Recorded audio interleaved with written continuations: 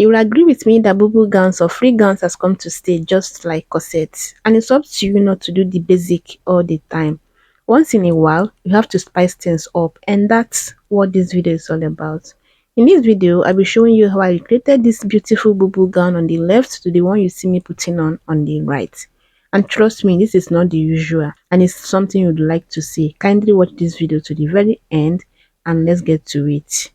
Like you already seen, I'll be using these two Ankara fabrics for mine, and for the yardage, you'll be needing 3 to 5 yards depending on how big or how full you want it to be. And for the strip or the collar, you'll be needing half yard of any material of choice.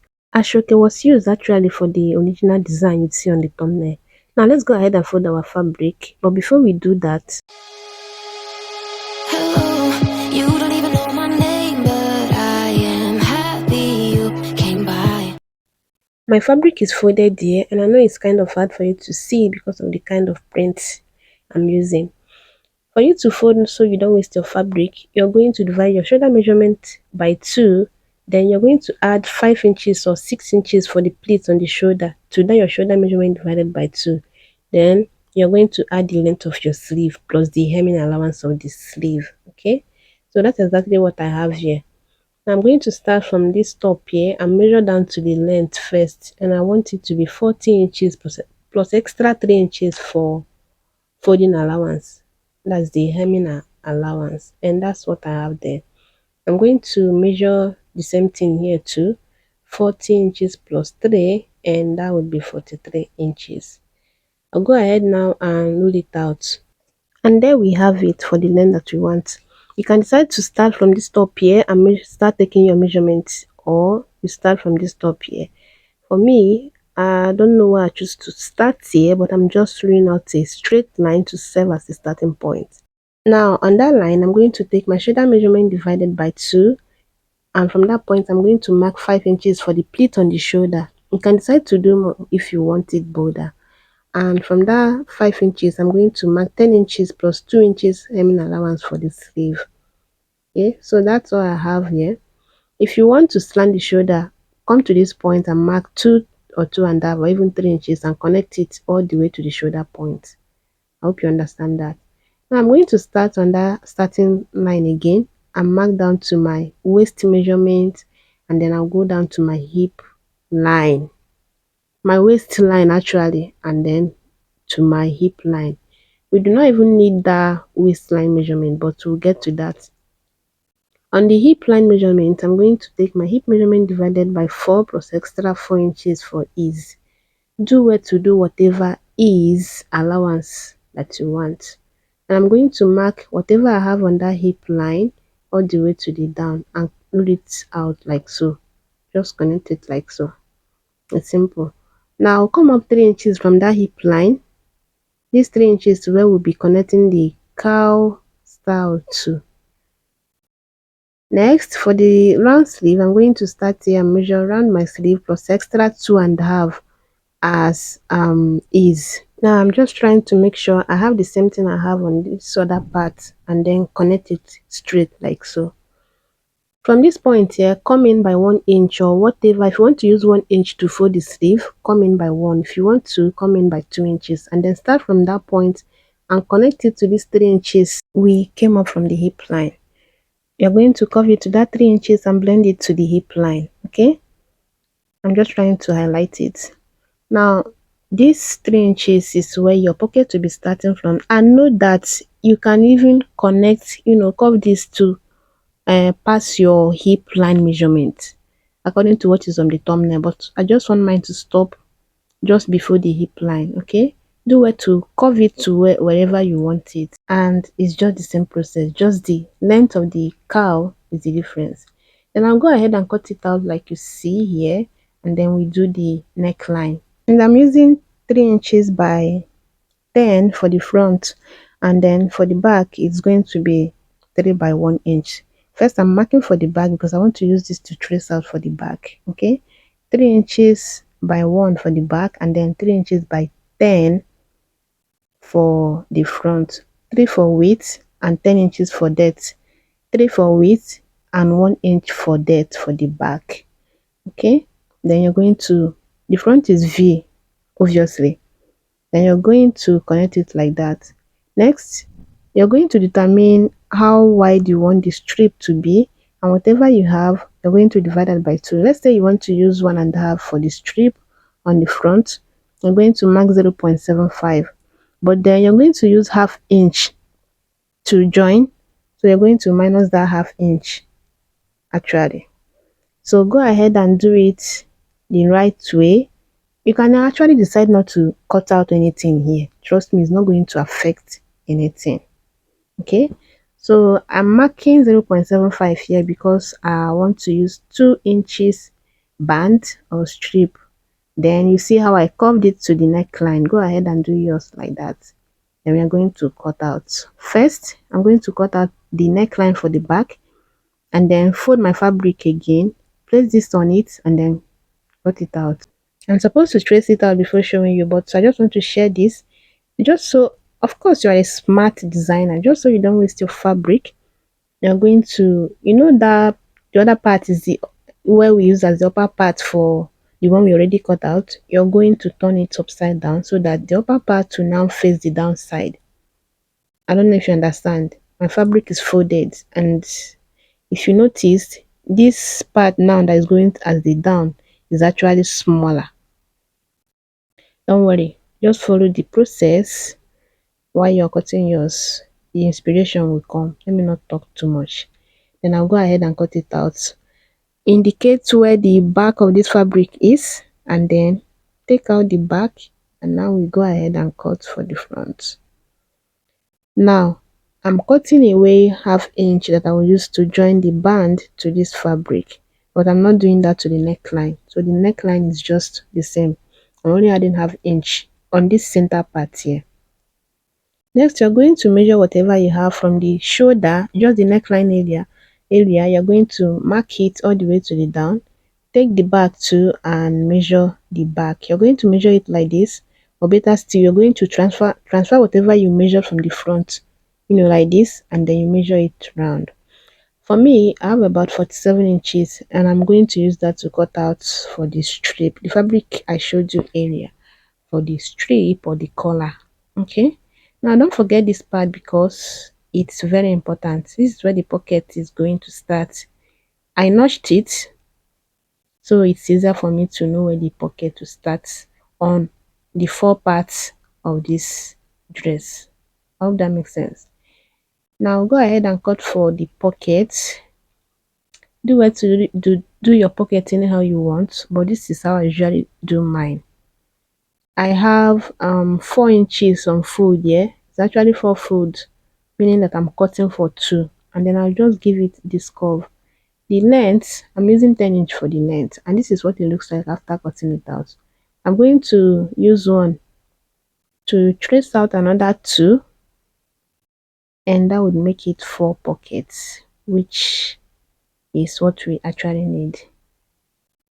I'll keep that aside. Then for the strip or the collar, this is it. I've gone ahead to take care of it. As you can see here, we measured 47 inches, meaning that we have that times 2, and by the time I measured it, this is also Ankara fabric, so it's 45 inches actually, 45 by 5, meaning that I have shortage of 2 inches. But notwithstanding, we're still going to fold the down part, so it's going to be enough for us. All right, so I folded one part just the same way you used to do your band, and of course, to make it one long strip, I'm going to join it on this side here. Make sure that the part that you folded is also meeting the part that you folded on the other one, so that you don't get it wrong after joining. Now let's go ahead and start joining. I'm going to spread the back pattern like this, and then place the front on it, shoulder to shoulder, front right side to the right side. I'll pin it down, and we are going to just join it on the shoulder. It's pretty simple. Join it here, join this one here, and then just to make it faster for us, I'm going to also join the pocket. Take your pocket pieces. You're going to take one right side to right side, and then you're going to place it from that part that you notched. Okay, pin it down. Then you're going to follow the curve that you have on your dress and join it. I'll repeat the same thing on this other side. Place the pieces, pocket piece, right side facing right side. Then just to make it easier for me, I'm just going to trace out the same curve I have on the dress so that it's easy for me. Go ahead and join it on that part that I indicated to have something like this. I'm going ahead to join it and also iron it flat. And this is it. Don't worry, it's not straight and it's not going to affect anything. Alright? Now, that aside, we are going to work on the one of the business of the day, the pleat on the shoulder. Okay, now I have my shoulder line here. I joined it and iron it. I pressed open the stitches, that is why it's looking this neat and flat. So I'll keep it like so. And you remember we used 3 inches for our neck width and our shoulder measurement is 7 inches. I'm going to add 4 inches to that 3 inches, making it 7. And then from that 4, I'm going to mark 5 inches, which we added for the pleat, and get the midpoint of that 5 inches. Now you're going to fold from that midpoint. Make sure that the shoulder point and that 5 inches are matching up, and then the midpoint is showing on top like that. I don't know if you understand, but I hope you can see it. Then if you don't want to do it that way, you're going to turn your dress to the wrong side. The wrong side is now facing me. Okay, then I'm going to repeat the same thing. Mark 4 inches, which will complete the shoulder measurement, and then from that point I'm going to mark 5 inches, get the midpoint, and then from that midpoint I'm going to hold it down like that and then fold. It's simple. I'll fold it like that. Then I'm going to arrange it. Trust me, it's actually simple. If you follow this step, go ahead and fold it like that. Then as you're pinning, as you're going, use your hand to flatten it. Just make sure you're doing this on a flat surface. Then as you're using your hand to smoothen it, it's just going to pave way for you. Let me just use that word. It's just going to make it easier for you. You pin it down, then you go ahead and iron it. Make sure you pin it down first so that it's just easy for you to take it to your ironing table and iron. I was actually doing a light test and I think the other brighter color is better. But notwithstanding, I hope you got what I was trying to explain. So I'll repeat the same thing on the other side. Make sure I pin it all the way to the down, then go ahead and iron. Now when you are done for the other part and you want to do this other part, measure what you have on the down part of the one you already did and do the same thing on this other part so that it's just the same for both front and back. We are just trying to get the line. While stitching, we are not even going to stitch all the way to the down, but let's do this first so that we get that line after ironing. I'll go ahead and iron it, and after ironing, this is what I have, even though you cannot see it, but this is it. Can you see that shape? So I'm going to open it up now because I want to make this bold on my shoulder. I'm going to open it up, and exactly on that line that we ironed, you cannot see it because of this print, but on that line I already cut out a piece of hasty. It's a cutting interface. So I'll just try to get the midpoint here, which is not even necessary. Then I'm going to place it. I'm trying to make sure it's the middle of this interface on the middle of that line that we ironed out. I hope you understand. So it's going to be like that. Then I will take it to my ironing table and iron it. It's actually a fusible interface, so while you iron it, it's going to stick to the fabric. Then after that, this is what I have. You can choose to ignore this if you want. It's not even compulsory, but I just want to highlight that pleat on my shoulder. And that is why the interface didn't get all the way to the down, because I'm not even going to stitch all the way to the down. Now for the stitching, I'm going to measure to my half length, and I have 15 inches exactly on my shoulder line. 15 inches there, then I'm going to mark it there and mark 30 inches on this point. If it's confusing, measure 15 inches from your shoulder on the front and then measure the same thing for the back. It will still give you the same results. You know, your half length, do well to use your own half length. I'm using my own. Then I marked 2.5, which is the half of that 5 inches we added for the pleat. I hope that makes sense. So I'm going to have to stitch it to have something like this.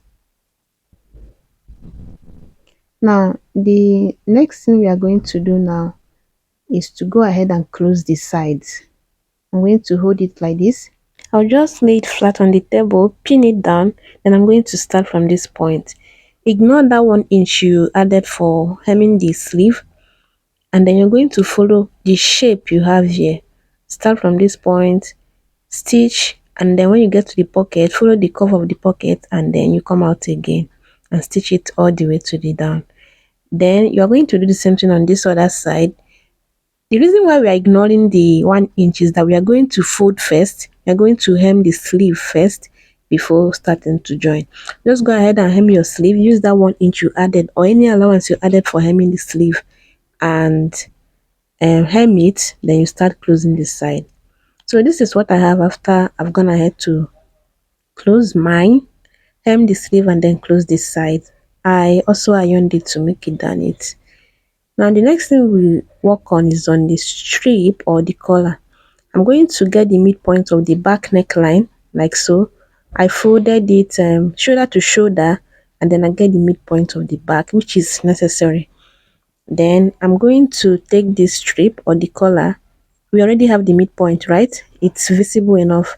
Then I'm going to place it on the center of the back neckline, and I'm going to stitch it all the way to the down. Okay, I'm going to stitch it. Then after that, I'm going to turn it over like the same way you do your skirt band or your waistband. Go ahead and keep it like that and top stitch on the other side to have something like this. So follow this same step, and then while you want to top stitch on the right side to have something like this. Trust me, you cannot even see that there is a stitch on this right side, except if you turn it on the wrong side, then you can see that there is actually where it was stitched on. But on the outside, it's really neat, trust me. I also went ahead to hem the down part like so. You cannot see it, but I actually hemmed the down part neatly, and this is it after everything. Can you see? You do not even need anyone to tell you that this came out so nice. Now we'll go ahead and do the last part of this collar. You're going to place it like this. Make sure it's equal on the down part. Then you're going to pin it down like so. Make sure you're not pinning this front part to the back piece. I don't know if you understand. Just pin this two collar strip. The two strip pin it together. Then you're going to start from the shoulder, measure down to where you want the neckline opening to stop. For me, I actually wanted 10, but I did 12 here, which I will not advise that you do. We use 10 inches to cut our neckline, right? I did 12 here, which does not affect anything, but just do your normal 10 inches. You're going to start from that point and stitch it all the way to the down, and then you remember that there's a slit on the down part. Go ahead and determine the length of that slit, and you stop stitching when you get to that point. And voila, this is what I have after I was done with that. I actually left a space or a slit here just so it looks like what we ordered, right? But aside that, the down part is wide enough for me. I just wanted to leave that slit there just so we have the same thing we ordered.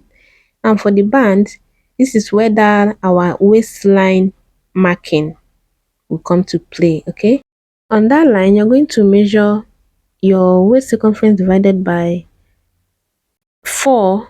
Let's say my waist circumference is 28, divided by 2 is 14. Now I'm going to use that 14 for this front part.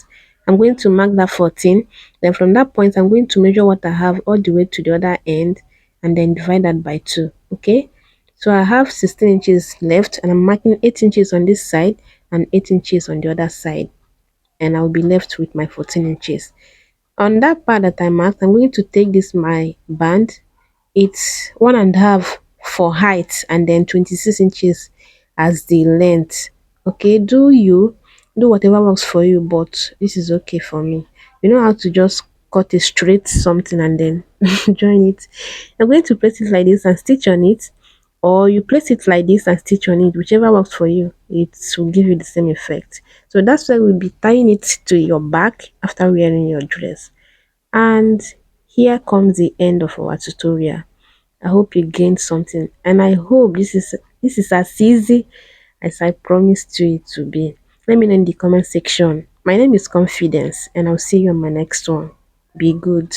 Bye.